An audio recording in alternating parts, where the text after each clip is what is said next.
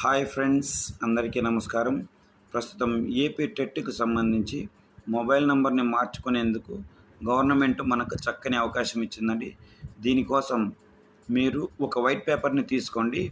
ఆ white paper పైన ఒక రిక్వెస్ట్ లెటర్ని వ్రాయండి. తరువాత 10th మార్కుల లిస్టును, ఇదివరలో మనం అప్లై చేసిన అప్లికేషన్ ఫారము, మొబైల్ నంబరు స్పష్టంగా రాసి టెట్ వెబ్సైట్లోని ఇచ్చిన గ్రివెన్స్ అడ్రస్కు మెయిల్ చేసినట్లయితే మనము ఏ మొబైల్ నంబర్ని అయితే అప్డేట్ చేయాలనుకుంటున్నామో ఆ మొబైల్ నంబర్ స్పష్టంగా రాయాలి. అది మాత్రం గుర్తుంచుకోండి. కంపల్సరీ వెబ్సైట్లో అయితే అప్డేట్ అవుతుందండి, గమనించండి. అంతేకాకుండా అప్డేట్ అయిన తర్వాత ముందు ఏ విధంగా అయితే ఓటీపీ ఇచ్చి మనం సబ్మిట్ చేయాలనుకుంటున్నామో ఆ సబ్మిట్ చేయాల్సిన మొబైల్ నెంబర్కి ఓటీపీ వస్తుందండి.